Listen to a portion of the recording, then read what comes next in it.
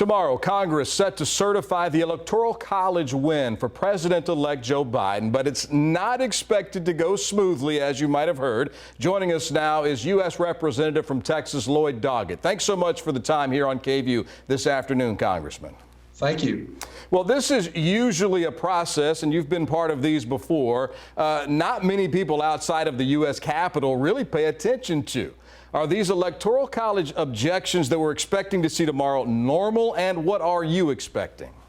They're totally abnormal. I've been through this process several times. Normally, it involves no action at all, just a routine ministerial action.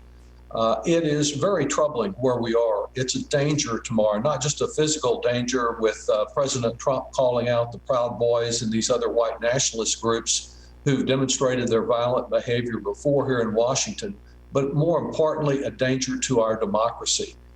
There are people here who seem to want to trade democracy for autocracy and to throw out literally millions of votes. So it will be a momentous day. I think we all know the outcome, but the danger from these kind of challenges that sound more like a third world country that will not accept the results of an election is really, really troubling. I just wish that instead of these pot shots at democracy, President Trump were more focused on getting vaccine shots in the arms of people across America. I want to ask you about that in just a second, Congressman, but before we get to that, the lawsuits and objections we've seen, they've been going on for a couple of months now, places like Pennsylvania and Georgia, to name a couple. Should Texans be concerned at all about the voting process in our state? Well, our state has been ground zero for voter suppression before the election.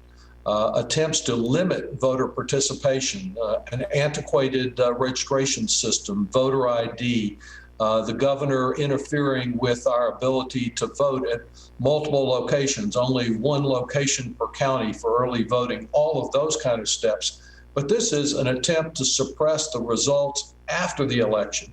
Practically unheard of that someone would come forward and continue to yell fraud, fraud, fraud without producing any evidence when Trump-appointed judges across the country, when Republican election officials in places like Georgia have counted not once but 3 times the vote and still insist that votes be thrown out when there is absolutely no evidence to justify it. It is a really, really troubling situation and just really sets back our democracy to have this kind of false challenge. The only fraud here is the challenge that's being made, claiming fraud when there's no proof of it.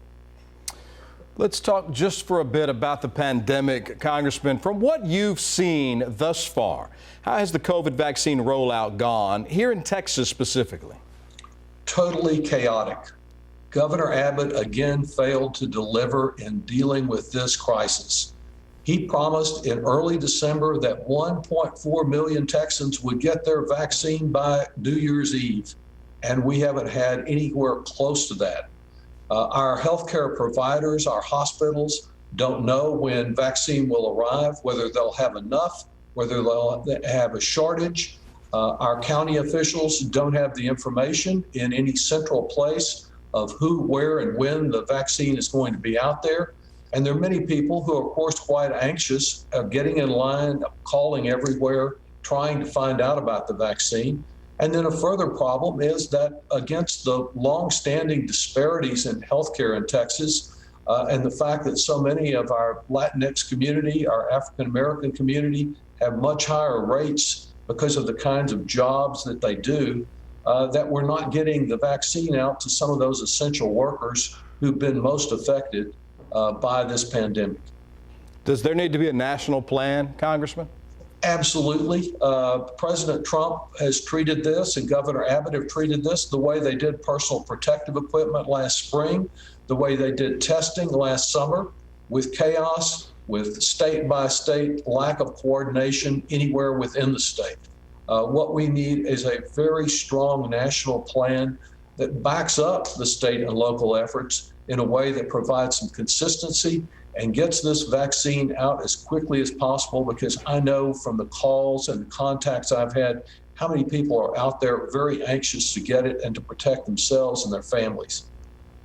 Final question, Congressman. Again, thanks for your time. It seems from the outside looking in, politics has changed a bit over the last 4 years, maybe more than a bit. Is your job vastly different now, and do you expect it to stay this way?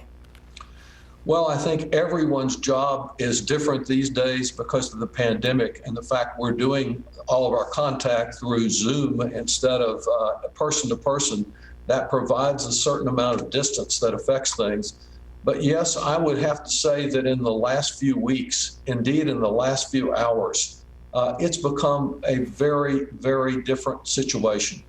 One would not have imagined even days ago that at this point, after the rejection in court after court, after the rejection in state after state run by Republicans, that the president would still be insisting that he won the election and that somehow the vice president can manipulate the votes to give him the victory that he surely did not achieve on his own.